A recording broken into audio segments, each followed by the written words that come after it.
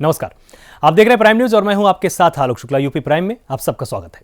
उत्तर प्रदेश के पूर्व मुख्यमंत्री और समाजवादी पार्टी के अध्यक्ष अखिलेश यादव ने कोरोना वैक्सीन को लेकर बड़ा बयान दिया है। बीजेपी पर हमला बोलते हुए यूपी के पूर्व मुख्यमंत्री ने कहा कि मैं अभी कोरोना वायरस की वैक्सीन नहीं लगवाऊंगा क्योंकि मुझे बीजेपी पर भरोसा नहीं है। अध्यक्ष अखिलेश यादव ने बीजेपी पर तंज कसते हुए कहा कि जो सरकार ताली और थाली बजवा रही थी वो वैक्सीनेशन के लिए इतनी बड़ी चेन क्यों बनवा रही है। ताली और थाली से ही कोरोना को भगवाने।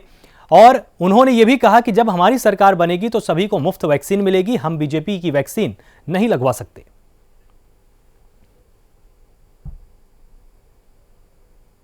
मैं तो नहीं लगवाऊंगा अभी वैक्सीन, मैंने अपनी बात कह दी और वो भी बीजेपी लगाएगी उसका भरोसा करूंगा मैं? अरे जाओ भाई, अरे अपनी सरकार आएगी सबको फ्री वैक्सीन लगेगी, हम बीजेपी का वैक्सीन नहीं लगवा सकते। मैं तो नहीं लगवाऊंगा अभी वैक्सीन, मैंने अपनी बात कह दी और वो भी बीजेपी लगाएगी उसका भरोसा करूंगा मैं? अरे जाओ भाई, अरे अपनी सरकार आएगी सबको फ्री वैक्सीन लगेगी, हम बीजेपी का वैक्सीन नहीं लगवा सकते। क्या कोरोना या किसको कोरोना है बताइए आप? सरकार मान ही नहीं कोरोना, फिर क्यों लगा रहे हो आपने इतना ड्राई रन? ये सब सरकार ने कब माना कोरोना? कोरोना तब सरकार मानती है जब विपक्ष के लोग कुछ कार्यक्रम करें।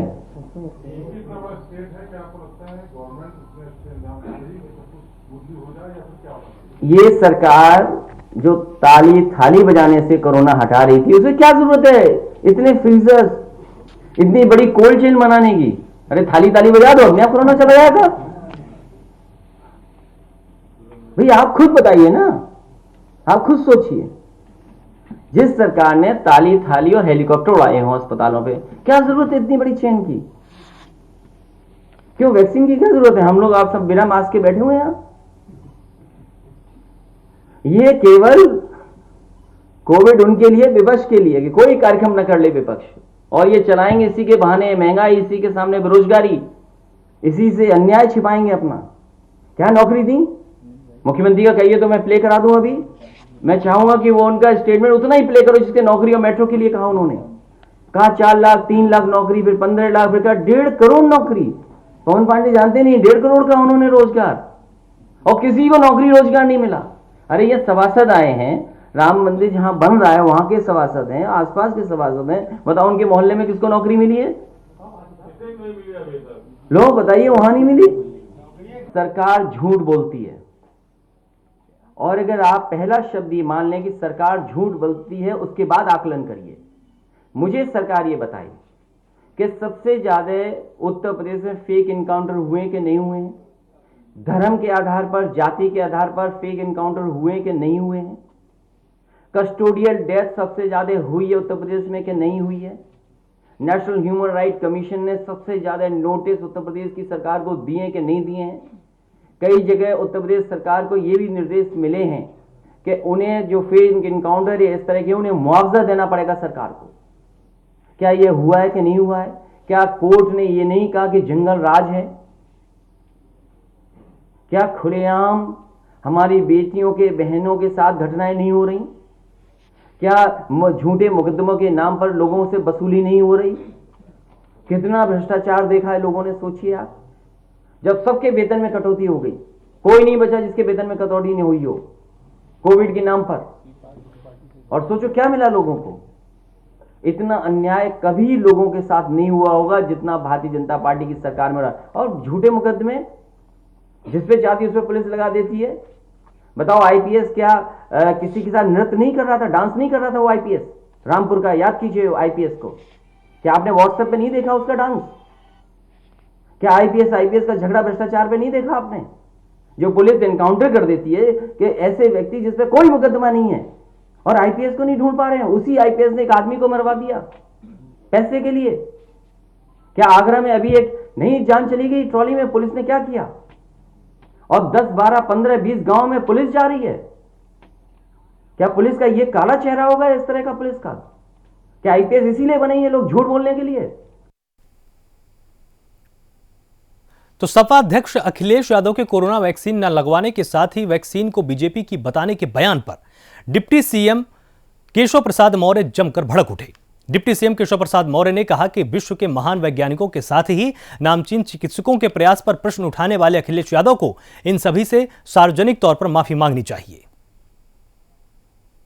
श्री अखिलेश यादव जी, आपने कोरोना वैक्सीन लगाने से मना करके एक तरह से केवल इस देश की सरकार का ही नहीं बल्कि इस देश के उन वैज्ञानिकों का, उन डॉक्टरों का जिन्होंने दिन रात परिश्रम करके इस वैक्सीन को तैयार किया है, जिसे लेने के लिए पूरी दुनिया और पूरा देश लगातार प्रतीक्षा कर रहा था, और आपने वह लगाने से मना करके वह भी उसका सार्वजनिक बयान दे करके जो किया है वह निश्चित तौर से यह सबका अपमान है। और आपसे मैं अपेक्षा करूंगा कि इसके लिए आप माफ़ी मांगें, और जो मुख्यमंत्री के पद पर रहा हो उसे इस प्रकार के बयानबाजी करने से पहले 1000 बार सोचना चाहिए।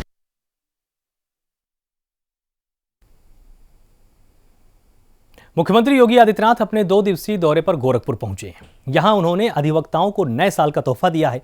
उन्होंने कलेक्ट्रेट में आयोजित कार्यक्रम के दौरान 9 करोड़ 8 लाख की लागत से कलेक्ट्रेट मुख्यालय और तहसील सदर में बनने वाले मल्टी स्टोरी अधिवक्ता चैम्बर की आधारशिला रखी। इस दौरान कार्यक्रम को संबोधित करते हुए सीएम योगी ने कहा कि पिछले 10 महीने से कोरोना से हर व्यक्ति त्रस्त है। अमेरिका और ब्रिटेन की स्थिति आज काफी खराब है, लेकिन आज मोदी जी के मार्गदर्शन में कोरोना के खिलाफ मार्च 20 में प्रारंभ किया गया था। उन्होंने कहा कि आज प्रदेश में ड्राई रन हो रहा है और मकर संक्रांति के दिन देश और प्रदेश की जनता के लिए वैक्सीन लेकर आ सकते हैं।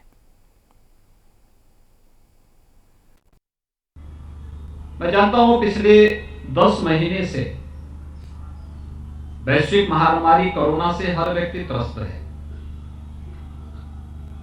दुनिया की बड़ी बड़ी ताकतें इससे पस्त हो गई। आप मीडिया को देखते होंगे, अमेरिका के अंदर जो दुनिया की सबसे बड़ी ताकत है, वहां की स्थिति कितनी खराब है, और वहां पर जनजीवन को उसने कैसे प्रभावित किया है। ब्रिटेन जिसने टीका की शुरुआत की, वहां पर फिर से नए स्ट्रेन ने फिर से वहां पर एक नई समस्या खड़ी की है। फिर से लोग लॉकडाउन की तरफ जा रहे हैं, लेकिन देश के अंदर भी और प्रदेश के अंदर भी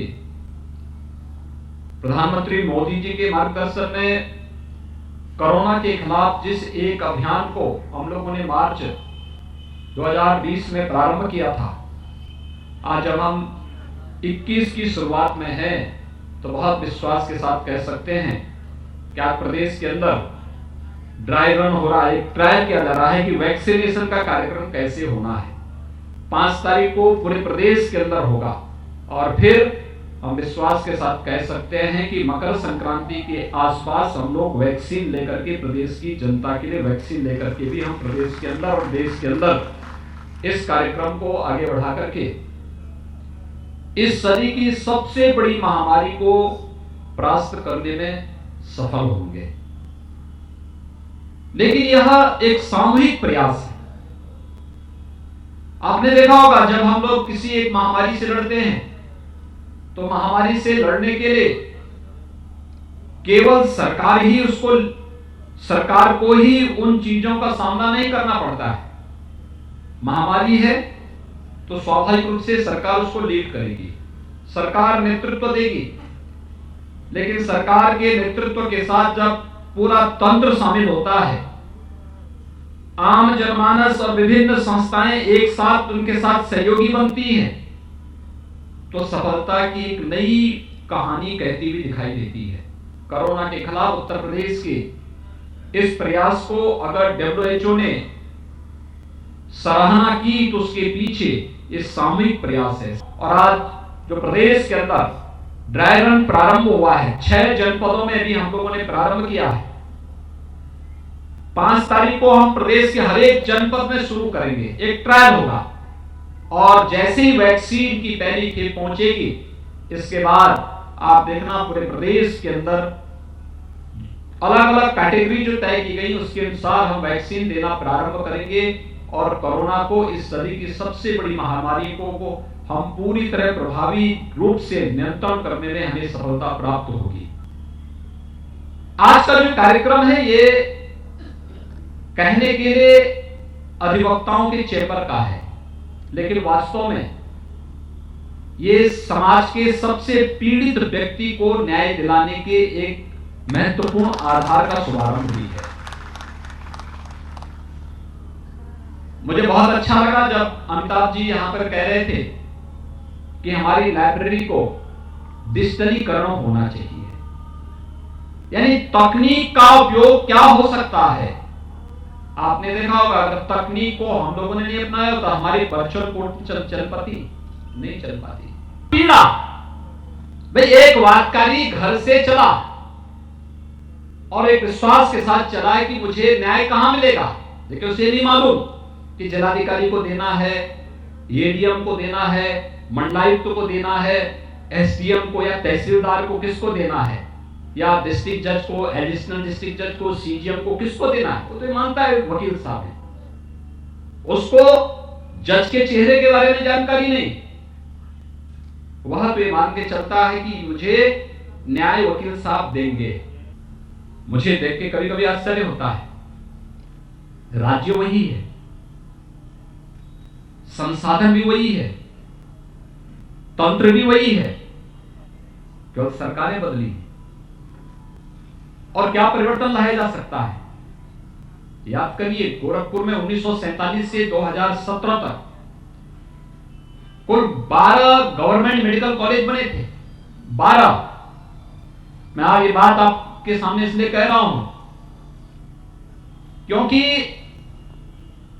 आप प्रबुद्ध या प्रबुद्ध वर्ग है, लोगों के सामने इस चर्चा को आगे बढ़ा सकता है, लोगों को बता सकता है 1947 से लेकर 2017 इन 70 वर्षों में कुल कितने मेडिकल कॉलेज बने थे? 12। और 3 वर्ष में 2017 से 2020 के बीच में हम लोग बना रहे 30 नए medical college, government medical college 30 नए बना रहे हैं। पुराने मेडिकल कॉलेजेस में सुपर स्पेशलिटी ब्लॉक की स्थापना कर रहे हैं, जिनमें वे अब सुपर स्पेशलिटी की सुविधाएं, विशेषज्ञता की वे सभी सुविधाएं उपलब्ध कराने जा रहे हैं। उसके भवन बनके तैयार हो चुके हैं, वहां पे हम लोगों ने पद स्वीकृत कर दिए हैं, नियुक्ति की प्रक्रिया चल रही है। 2 जगह एम्स बन रहे हैं, गोरखपुर का एम्स आपके सामने है, ऐसे ही रायबरेली में भी एम्स बन रहा है और वाराणसी में भी एम्स जैसा संस्थान निर्माण कार्य उसका युद्ध स्तर पर चल रहा है।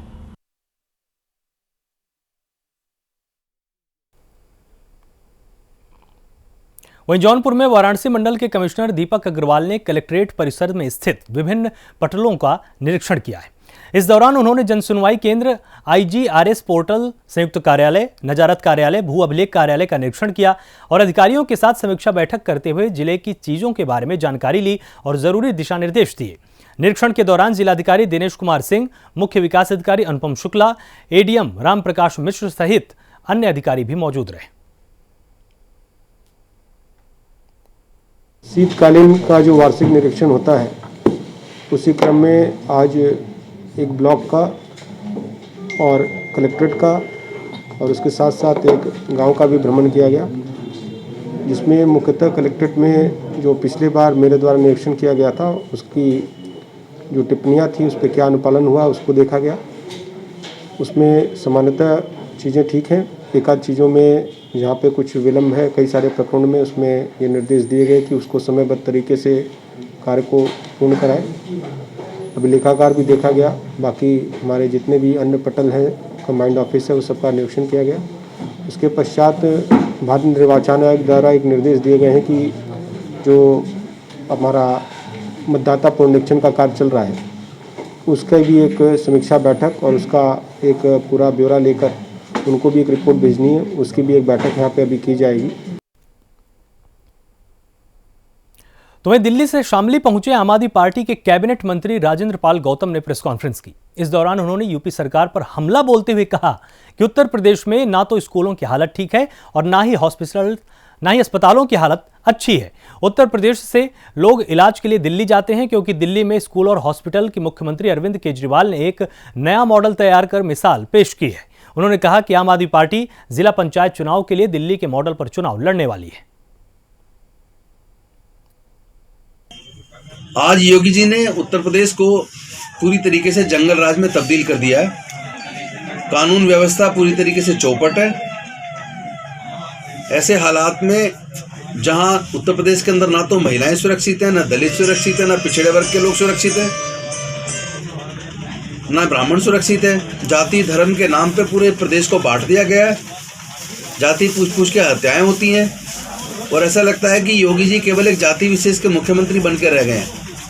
उत्तर प्रदेश की जनता ने बड़े चाह के, बड़े मन से बीजेपी की सरकार बनवाई थी, लेकिन उस वक्त लोगों को पता नहीं था कि उनको इतना दर्द झेलना पड़ेगा कि वो मुख्यमंत्री जी केवल एक जाति विशेष के मुख्यमंत्री बन के रह जाएंगे।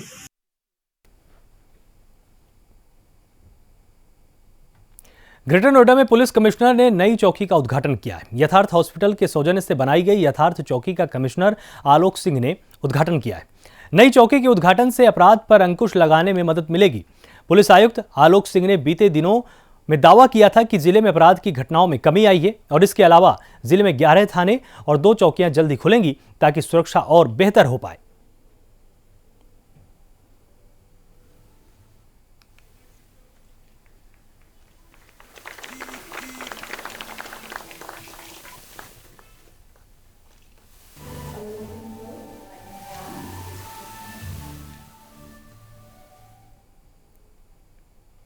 नोएडा में महिला सुरक्षा और बाल सुरक्षा अधिकारी वृंदा शुक्ला ने सेक्टर 63 में मलिन बस्तियों में महिलाओं को उनके अधिकारों और शिक्षा के प्रति जागरूक किया है। उन्होंने कहा कि अपने बच्चों को पढ़ाकर उन्हें कामयाब बनाइए।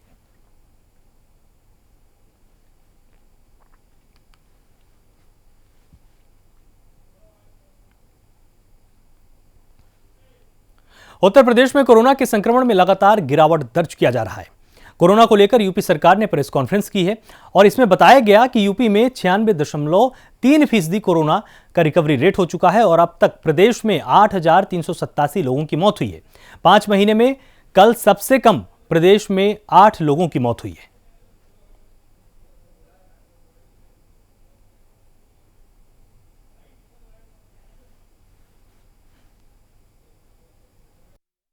प्रदेश में संक्रमण कम हो रहा है, लेकिन अभी समाप्त नहीं हुआ है। इसलिए आवश्यक है कि हम सब लोग एहतियात बरतें, सावधानी बरतें, मास्क का निरंतर उपयोग करें, हाथ धोते रहें, भीड़ भाड़ वाले क्षेत्रों में न जाएं, सोशल डिस्टेंसिंग का पालन करें।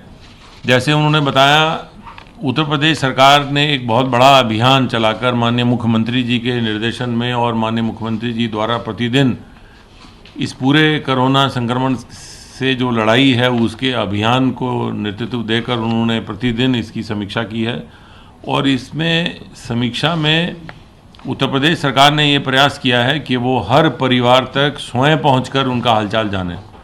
ये पूरे देश में एक अनूठा प्रयास है। और जैसा कि आज की आंकड़ों से स्पष्ट है, 2,42,00,000 से अधिक कोरोना के टेस्ट हुए हैं। उनमें RT-PCR के टेस्ट 1 करोड़ से भी अधिक हैं।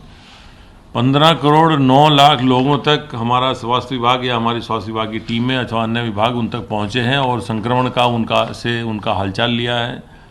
वो संक्रमित पाए गए हैं तो उनको टेस्ट कराया है। इस प्रकार लगभग 17.5 करोड़, 24 करोड़ की आबादी में से 17.5 करोड़ लोगों तक व्यक्तिगत रूप से पहुंचकर उनका हालचाल जाना गया है या उनका टेस्ट हुआ है।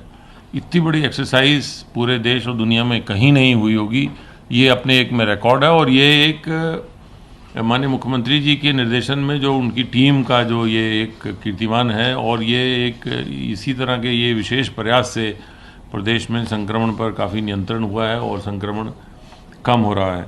संक्रमण कम होने से हॉटस्पॉट और कंटेनमेंट जोन्स में कमी आई है। संक्रमण कम होने से औद्योगिक गतिविधियां तेज़ी से चल रही हैं। अभी आज एक आंकड़ों के अनुसार प्रदेश में जो पिछले कोरोना संक्रमण में जो इकाइयां बंद हुई थी, कुछ एक निर्यात बंद हुआ था, लेकिन उसके बावजूद पिछले वर्ष के जो निर्यात से हमारी जो आंकड़े हैं वो केवल 9% कम हैं और देश की औसत से वो बहुत अच्छे हैं। और अब प्रदेश देश में 5वें स्थान पर है कुल निर्यात की अगर आंकड़ों की बात करें तो। इस प्रकार जो अर्थव्यवस्था है वो बहुत तेज़ी से सामान्य हो रही है। प्रदेश में युवाओं के लिए मिशन रोजगार चलाया जा रहा है। प्रदेश सरकार युवाओं को रोजगार, स्वरोजगार, कौशल प्रशिक्षण के माध्यम से स्वरोजगार में लगाने की एक मुहिम में लगी हुई है और इसी क्रम में जहां एक और सरकारी नौकरियों में नियुक्तियों में तेजी लाई जा रही है, विशेष प्रयास किया जा रहा है। सभी आयोगों, विभागों, निगमों, परिषदों को निर्देशित किया गया है कि उनके यहाँ जो जितनी रिक्तियां हैं उनको भरने के लिए तत्काल प्रक्रिया की जाए। इसके साथ साथ स्वरोजगार के माध्यम से भी रोजगार के अधिक अवसर उपलब्ध कराने का प्रयास किया जा रहा है। इसी क्रम में जो है बैंकों से समन्वय किया जा रहा है। बैंकों से समन्वय करके प्रदेश में अभी तक 6,88,000 नई MSME इकाइयों की स्थापना वर्तमान वित्तीय वर्ष में कोरोना काल के बाद की गई है, जिसके लिए बैंकों द्वारा लगभग 20,865 करोड़ रुपए के ऋण वितरण किए गए हैं। और इसके साथ साथ आत्मनिर्भर पैकेज में पुरानी इकाइयों को लगभग 4,37,000 पुरानी इकाइयों को 11,100 करोड़ रुपए के ऋण वितरण हुए हैं। इस प्रकार पिछले 6 महीने में जब से संक्रमण कोरोना का लॉकडाउन समाप्त हुआ है 14 मई के पश्चात अब तक लगभग 11 लाख और 20,000 से अधिक MSME इकाइयों को बैंकों द्वारा लगभग 32,000 करोड़ रुपए के ऋण उपलब्ध कराए गए हैं और इसी प्रक्रिया से कम 27 लाख लोगों को प्रदेश में रोजगार के अवसर मिले हैं। संक्रमित लोगों में से आज तक कुल 8,387 लोगों की मृत्यु हुई है। केस फैटेलिटी रेट 1.43 से थोड़ा कम चल रहा है, 1.428%। और कल कई महीनों के पश्चात, 5-6 महीने के पश्चात सबसे कम मृत्यु रिकॉर्ड की गई है। कल केवल 8 मरीजों की मृत्यु रिकॉर्ड की गई। कल 1,29,111 सैंपल की जांच की गई और अब तक कुल मिलाकर 2,42,16,483 सैंपल्स की जांच की जा चुकी है। 13,316 एक्टिव इन्फेक्शन के केसेस में से 5,518 होम आइसोलेशन में हैं, 1,305 निजी अस्पतालों में भुगतान के आधार पर अपना इलाज करवा रहे हैं और बाकी के सभी मरीज राजकीय व्यवस्था L1, L2, L3 के विभिन्न स्तर के चिकित्सालयों में भर्ती होकर निःशुल्क अपना इलाज करवा रहे हैं। आप जानते हैं कि प्रदेश में जांच की व्यवस्था और इलाज की व्यवस्था निःशुल्क है। अगर आप में कोई लक्षण आते हैं, आप अपनी जांच करवाना चाहते हैं, तो जो सरकारी केंद्र हैं जांच के, वहां जाकर के आप निःशुल्क अपनी जांच करवा सकते हैं। और अगर आप जांच में संक्रमित आते हैं और आप लक्षण विहीन हैं, घर पर आपके अलग से कक्ष है और शौचालय है, तो आप अपने घर पर रहकर भी होम आइसोलेशन में रहकर स्वास्थ्य लाभ कर सकते हैं। उस स्थिति में भी हमारी टीमें आपको आपके घर पर जाकर आपसे हालचाल पूछेंगी, देखेंगी और जो दवाइयाँ आपको खानी चाहिए वो दवाइयाँ आपको निःशुल्क उपलब्ध करवाएंगी। आपके घर के जो लोग हैं जो आपके संपर्क में आए, उनके बचाव के लिए भी जो दवाइयाँ आवश्यक हैं वो भी निःशुल्क उपलब्ध कराई जाएंगी। और अगर आप में लक्षण है या आपके घर में अलग से व्यवस्था नहीं है, तो आप निःशुल्क हमारी चिकित्सा व्यवस्था में अपना इलाज करवा सकते हैं। इलाज के लिए सरकार की ओर से 1.5 लाख से अधिक कोविड बेड्स की व्यवस्था की गई है और ये हर स्तर के अस्पताल इसमें हैं। प्रारंभिक चिकित्सा के स्तर से लेकर के जो उसको बिल्कुल स्पेशलाइज्ड ट्रीटमेंट की व्यवस्था होती है मेडिकल कॉलेज में, वो सब व्यवस्थाएं की गई हैं। चाहे जो भी उपकरण इस्तेमाल होना हो, चाहे जो भी महंगी दवाएं भी इस्तेमाल होनी हो, वो सब बिल्कुल आपको निःशुल्क उपलब्ध करवाई जाएंगी। इसलिए कभी भी आपके मन में ये संकोच नहीं होना चाहिए कि मैं उतना सक्षम नहीं हूँ, मैं अपनी जांच कैसे करवाऊँगा, अपना इलाज कैसे करवाऊँगा, ये दुविधा मन में आनी ही नहीं चाहिए। तो यूपी सरकार की प्रेस कॉन्फ्रेंस से बिल्कुल साफ है कि कोरोना का खतरा अभी टला नहीं है। हम सभी को लगातार सावधानियां बरतनी है। फिलहाल यूपी प्राइम में सिर्फ इतना ही। आप लगातार जुड़े रहिए प्राइम न्यूज के साथ। नमस्कार।